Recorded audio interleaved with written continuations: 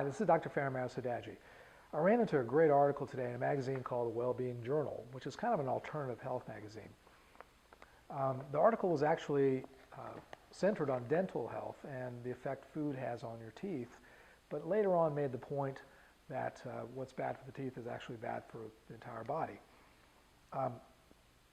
It talked about a study that was done where for 30 days a group of volunteers went without brushing or flossing. Now one would think if you don't brush or floss your teeth, of course it's going to result in gum disease, cavities, and generally bad breath, all those things that we think are just kind of normal if we don't brush or floss. This particular group of volunteers, what was different about them is they actually cut out refined sugars and grains out of their diet. Basically, they didn't eat any processed food for 30 days. What the study showed was that these volunteers at the end of the 30 days of not brushing, not flossing, had better dental health, better gum health than they had at the beginning of the study. This is a very important point. You know, this makes a point that there are certain diseases that we think are result of genetics, but they're actually the result of a mismatch between the foods that we're taking into our body and our genes. And this is an excellent example of something that, you know, when something's bad for one part of the body, it's bad for the rest of it too. The very same principles in maintaining healthy teeth and gums, basically avoid sugar, extend to the rest of the body too. The next place that sugars go is the gut, and we know that refined grains like wheat, barley, and rye made into flour and baked into processed goods, as well as just pure sugar that's put into processed food, is terrible for the gut. It creates a leaky gut, it creates a toxic gut, it kind of makes a rash on the inside that makes us all kind of live in this chronic inflammatory state. Our gut leaks things that aren't supposed to get through the gut barrier get in, and they end up making us sick.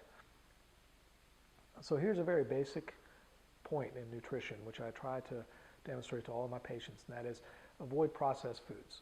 So anything that comes in a bag, anything that comes in a can, in a box, generally is to be avoided. I know that's a very broad statement, but if you don't want to think about it, basically stick with real food, natural foods, fruits, vegetables, lean meats, oily fish, those kind of things, and the least amount of processing possible. The more you process a food, and here's another basic principle to understand. What does processing mean? Well, processing means taking something that usually takes work to absorb into your body and making it very easily absorbed. So say you take a grain of wheat, and if I fed a grain of wheat to you, you'd have to chew on it for a long time to break it down to the point where you can digest it. But flour is almost instantly, you know, if you eat a piece of bread, that almost instantly is converted to sugar and is absorbed into your blood. That's what processing is. That's why, for example, steel-cut oatmeal is a little bit better for you than rolled oatmeal, and much better for you than instant oatmeal. Anything that's already kind of been pre-processed means that part of the digestive process, which is our systems need to have, has been kind of superseded and skipped over.